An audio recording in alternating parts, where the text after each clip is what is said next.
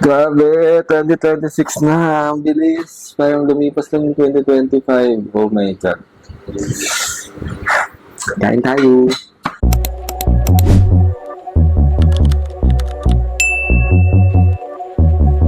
Ayan, Happy New Year everyone! Or Happy New Year friends!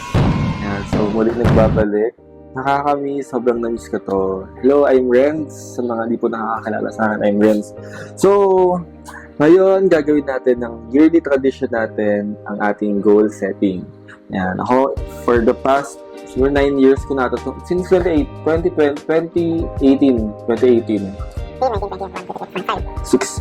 years. 9 years ko na siyang ginagawa. And I must say na every year naman iba-iba yung na-achieve natin. Although hindi lahat ng sineset natin, pero maganda naman yung nangyayari. May mga ilang years na talagang sabi natin na hindi maganda or hindi talaga para sa atin, pero it turned out na lahat ng yan ay may kahulugan na ipapakita sa'yo in the upcoming years. And I pray and I really hope for everyone na whatever comes this year is malagpasan natin and makayanan natin. And of course, we're always looking forward for a peaceful, genuine happy life. Diba? So yun, ngayon, iba yung setup natin. Dito lang naman tayo sa ating room. Pero, naisip ako kanina, habang pinaprepare ko to, naisip ko na, tawagin natin tong room na to na Casa Pero. O, diba? Napaka-witty ba yun? Casa Pero. So, welcome sa ating Casa Pero. Yeah. So, may pa-backlight lang tayo dyan. Ito nga, kung napapansin nyo nga, kakain tayo. Actually, ngayon pa lang din ako kakain. Lunch time. Pero kayo, kung kailan nyo ito makapanood, dinner, breakfast, merienda, or lunch, samahan nyo ako. So, kung napapansin nyo, naka-white ako ngayon dahil ito ang ating color Pantone this year. Cloud Dancer, or Cloud White Dancer, or White Cloud Dancer. Hindi ko alam. Today, I'll be sharing kung ano ba yung mga sinet ko or evaluation ko from last year, and then ano yung goals ko for this year. So, or paano ko siya kinonstruct, or ano ba yung anong theme or mantra ko this year. Yan. Sa mga friends ko dyan, or sa mga nakasubaybay, wag nakasubaybay, kaya mo naman dami. Yan. Alam niyo na kung ano yung last year ko. Pero bagong lahat, yan. So, ito yung pagkain ko ngayon. So, lumamig na siya. So, I have here brown rice. So, syempre healthy tayo ngayon. Although, last year pa din naman. Huwag niyo kayo judge. So, ito, meron tayong tilapia na kalahati dahil ako lang naman mag-isa. Then, may pakamatis tayo dito na favorite ko din. Then, ito yung ulam ko kahapon actually. Ininit ko lang. Tofu, kangkong na may tofu, tapos may bacon kasi ako natira dyan. Nilagyan ko lang ng bacon, tsaka may kamatis din. Ginisa ko lang. And then, of course, sausawan, di mawawala. Toyo na may kalamansi na may chili garlic para may sipa. So, huwag natin patagalin pa. Sige. Ano nga ba yung nangyari sa atin last year, 2025? Sige na, kumain na tayo. Kasi kaligutan na ako. Kanina pa to. Kanina ko pa rin nakaprepare. Kain kayo. Actually, matagal ko itong gustong ka rin. Ang mukbang. Ano naman nangyari sa akin last year? Ang aking mantra is building a newer Renz. So, yun yung mantra ko last year. Building a newer Renz. Ang question ko, ano ba? Na-build ko ba talaga yung bagong Renz? Pero bago yan, ba't ba ako nag-come up doon? Kasi, in the past years na ginagawa ko to, I feel like lagi akong nag-hold back or lagi akong hinahunt ng past mistakes. And like last year, gusto ko talagang i-build yung sarili ko. Hindi naman sa gusto kong magsimula muli, pero mas gusto ko lang na mas tatagan pa. Kasi diba ang isang building, dapat meron siyang matibay na foundation. And I think yung mga past experiences ko, whatever it is, yun yung naging matibay kong foundation. And enough na yon para masabi ko na kailangan, gusto kong mag-build ng newer Renz. Ito yung realization ko. Siguro, sabihin ko na lang din, from all the 23 goals na sinet ko, ayan, actually 3 lang yung talaga nagawa ko doon. Pero 5 doon, na-start ko namang gawin. And yung 15 doon, hindi ko siya nagawa. Or hindi ko man lang siya na-start. Pero, apart from that naman, madami naman din ako ibang na-achieve na hindi ko ginol. Isa sa mga na-achieve ko last year na ginol ko is yung nakapag-open ako ng business. Ito yung summary. I want to start this phrase that I wrote last year. Ito yung sinabi ko kasi talaga, specific. In 2025, I will make bigger decisions that will require sacrifice, pain, and discernment. So, nung nabasa ko yun recently, nung nag-evaluate ako, sabi ko, galing kasi nagawa ko pala talaga siya. So, this is the exact definition of my 2025. Meron talaga akong big decision na ginawa. And to highlight, ang pinaka-highlight talaga last year is nga, to shift in a new career. So, yung pag-shift ng new career na yun, it really built a newer Reds. And it was driven by the fact na naghiwalay nga kami ni partner. So, kumbaga yung ko lang din na-realize na yung paghihiwalay namin na yun, mas sinolidified niya yung pagiging newer Reds ko. May mga na-discover ako sa sarili ko, and yun, it made me realize na kaya ko pala talaga na mag-put up ng sariling business. Kasi mahirap siya eh. Kumbaga, especially knowing na ako lang mag-isa, kumbaga wala talaga akong partner na or business partner na magtuturo sa akin, ito gawin mo next step, ito by step. At kasi inaral ko talaga siya. And thank you, ChatGPT. Shout out sa'yo. Ikaw ang best friend ko ngayon. Yun. So, yun lang. Kumbaga, it's a risk. It's really a risk. And it's really painful. Kailangan mag-sacrifice, diba? Yun nga, yung pag-resign ko sa first and only work ko in the past 6 years after ko graduate. Kailangan ko siya i-let go. Maganda yung kitaan doon, sobrang limitless yung opportunity, pero ni-let go ko siya kasi nga, I think it's really at the time para, yun nga, i-build ko yung gusto ko and yung ako naman. Yun. So, ano naman yung plano ko or plano this year? Actually, before that pala, no, kakain muna ako.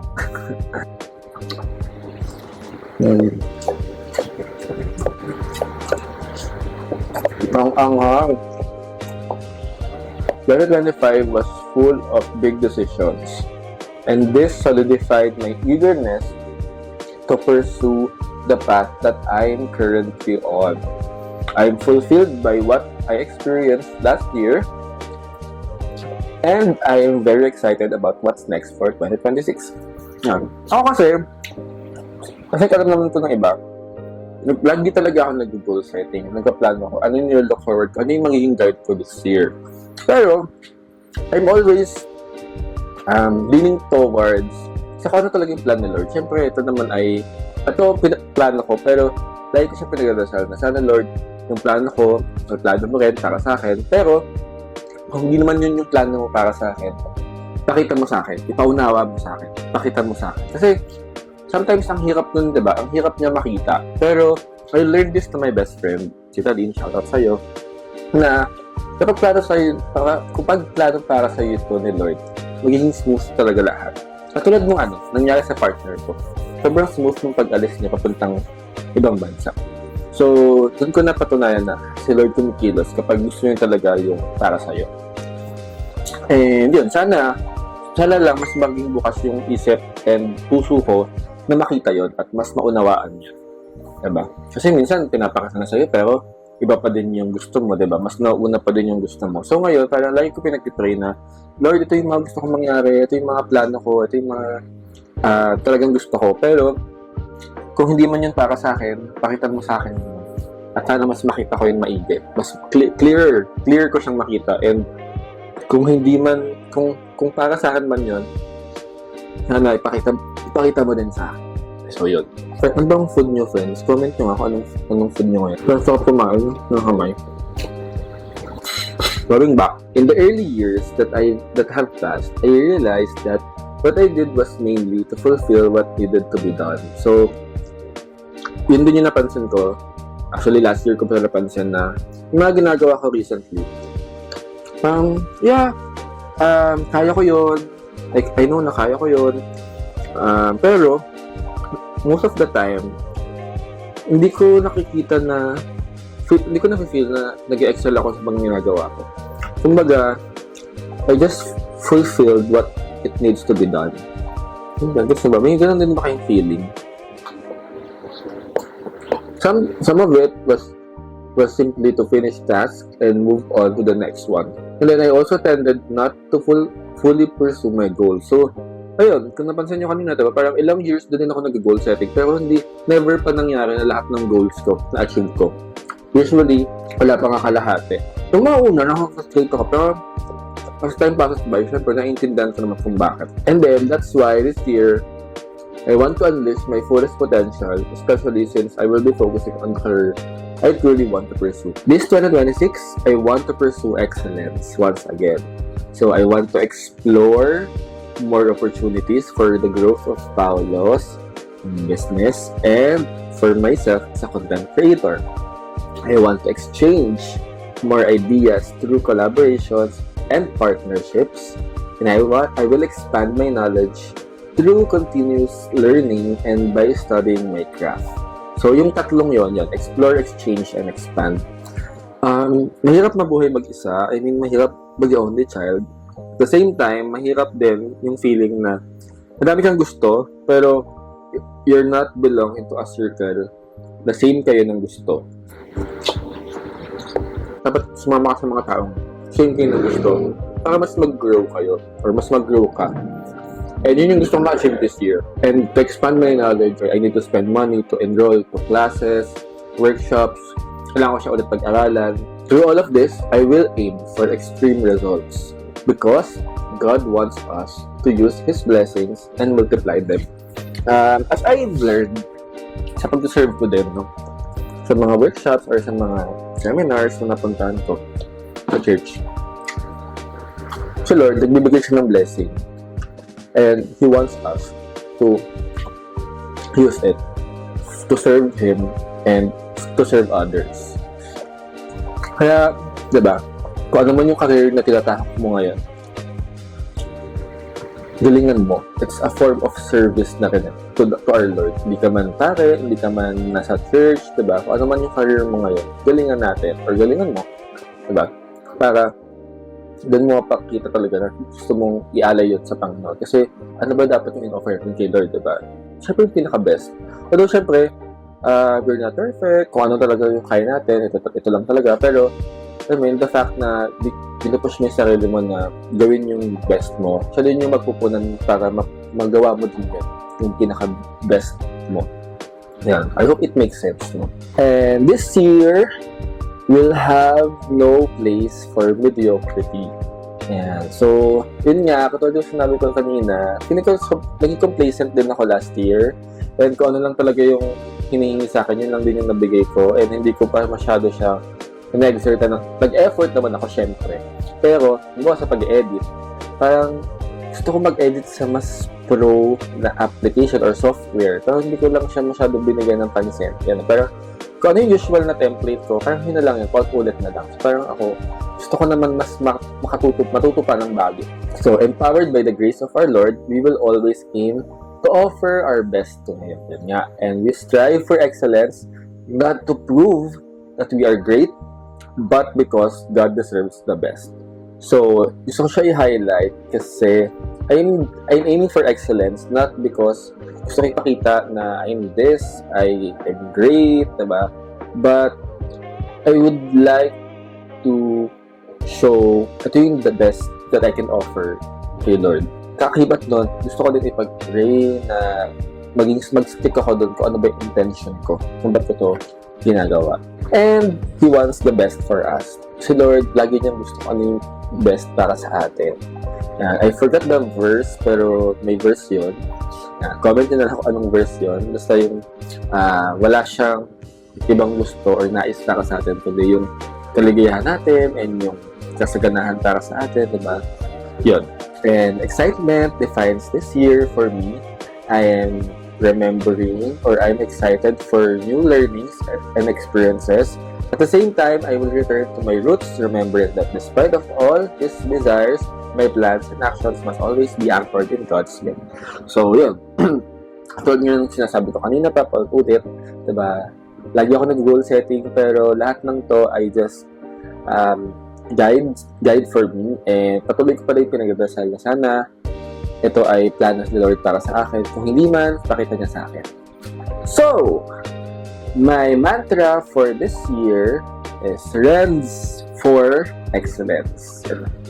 Rents for excellence. So, 4. Yun nga, yung explore, exchange, expand, and extreme. Yan. So, like ako may ganun. Kung hindi nyo na ako lang naman yun. And my Bible verse na panghawakan this year is from Jeremiah chapter 33, verse 3. Call to me and I will answer you and will tell you great and hidden things which you have not known. Yan. Yan. So, lumapit tayo kay Lord. And bibigay niya sa atin, or papakita niya sa atin yung mga bagay na dapat para sa atin. And yung mga bagay din na hindi pa natin alam. So, this year, I'm excited. Sobrang excited ako kung ano yung naka-await sa akin. Although, ayoko syempre ma-overwhelm kasi as time goes by, syempre, hindi natin alam kung ano ba yung mga mangyayari for us. May mga things. So, sure, there will be problems, struggles, or pain. Diba? Pero I'm always praying na sana bigyan ako ng lakas ni Lord. Enough strength para pagdaanan at malagpasan yung mga bagay na yun. And here's my goal. Actually, hindi ko naman sasabihin sa inyo kung ano yung specific goals ko. Siguro ilan. Pero ito yung structure ng goals ko this year. Yan. So I have 6 sections. Meron akong goal for spiritual, for my spiritual life. Meron din akong goal sa career. Meron akong goal for financial, personal, family, and relationship. So sa spiritual, of course, I need to be healthy in terms of my spirituality and ma-achieve ko yun by serving others. So, gusto ko ba rin na-pursue na maging part ng isang NGO? Yeah. And next, yung career. So, sa career, may 3. Kumbaga, para sa business, then yung sa pagka-content, and then other work. Hindi ko sasabihin sa inyo kung ano yun, pero ayun. So, more on career siya. And then, financial. So, more on kaperahan. Siyempre, ako, natutunan ko dito sa previous work ko na we need to have a goal for our financial or finances, diba? Like investment, ano ba yung gusto mong i-invest or pag-investan this year? Stocks ba yan? Or gusto mo bumili ng bagong basta investment, kung saan ka kikita or anong goal mo maipon this year, mga ganun. Paano ka mag-iipon? Or gusto mo ba magkaroon ng insurance, HMO sa mga wala pa, diba? So, yun. Or gusto mo magkaroon ng stable income. Yan. So, next, personal. Ito sa personal, madami akong gusto, ay madami akong nalook forward. And this will motivate me para talagang mas mag-work pa. Ayan. So, isa sa mga goal ko this year is magkaroon na talaga ng non-pro driver's license. So, sana makapag-enroll na ako, magkaroon ako ng enough resources para makapag-enroll. Ayan. And then, travel, syempre. Ako, look forward ko na talaga na every year, meron talaga akong travel, international at local. So, syempre, kailangan makaperahan dyan. And of course, travel with friends. Iba-iba to. Alone, travel with friends, travel with partner, yan. And then, may mga gusto din akong bilhin this year na akin na lang muna yan. Ayan. And then, family, of course. Mayroon din akong goal for our family. So doon, siyempre, mapagawa na ng bahay. Lagi ko siyang gina-goal actually. Pero ngayon, siguro naman mas focus, mas driven din ako this year. So hopefully talaga, kahit hindi man complete, pero sana mas simulan na. Ayun. And lastly, sa relationship. So, kino-goal ko na ayun, may goal ako para sa relationship. And itong goal na to, siguro goal ko siya personally para sa amin. Pero, siguro yung goal from both of us, di pa namin yung nagagawa. Siguro soon. Yan, kapag magkasama na ulit kami or basta soon. Pero meron lang akong gustong magawa this year for my partner. So, yun. So, kumakain din ba kayo? Tapos baka, feeling ko tapos na kayo kumain, baka naguhugas na kayo dyan. Kung nandito pa kayo sa part ng video na to, So, sobrang na-miss ko talaga yung humarap sa camera, tapos sa ilang yung kausapin ko. Hindi ko siya masyado nagawa last year. So, that's it. That's the composition of my goal this year. So, Rents for Excellence. So, we're striving hard para mas mag-excel tayo this year. And yun, mas bigyan tayo ni Lord ng kalakasan para mas labanan natin or mas lagpas natin kung ano man yung mga nakahanda para sa ating ngayon. And for our channel naman, I will really strive to be committed na mag-post every week. And Meron talaga akong look forward na content. Actually, last year ko ba ito plano, pero feel ko this year ko siya magagawa. And every Wednesday, I'll be posting like this one, pero every vlog or every video, may pag-uusapan tayong topic. Habang kumakain, syempre, itong mga pagkain to ay niluto ko pala. So, I'll be sharing din sa inyo na ano mo yung kaya kong lutuin. Ayan, so, yun, look forward ko siya na magawa. And, hopefully, samahan niyo ako as this channel grow. Ayan, and hopefully soon, di ba, may kasama na tayo dito. Meron na tayo kasama para pag-usapan yung mga topics na pag-uusapan natin. May invite na tayo, may sponsor na. Yes. Yun, so, look forward natin yan this year. So, gagalingan talaga natin. So, samahan niyo ako, friends, na ma-achieve yun. And, hopefully, makatulong din ako for you. So, I think that's it. Yun lang. Ito patapos. Pero tatapusin ko na rin to. Thank you sa pakikinig. Kung nandito pa kayo sa part ng video na to or kung fast forward naman, okay lang yan. Panoorin nyo rin yung ibang videos. Ayan. And, thank you. And, hopefully, we'll have a wonderful year ahead of us. And always continue to pray. Huwag nakalimutan niya. Napaka-importante niyan. And, always be kind. And, yun. Mahalin niyo yung mga magulang niyo. Mahalin niyo yung mga tao sa paligid niyo. Yeah, it's easier to said than done. Pero, kaya natin yan. So, yun lang. Laban tayo this year. Kaya natin yan. Kayo ba? Ano bang goal niyo for this year? Nakapagplano na ba kayo? Meron ba kayong plans? So, comment below kung ano yung mga gusto niyo ma-achieve this year. Yun lang. Until our next video. See you. Bye-bye.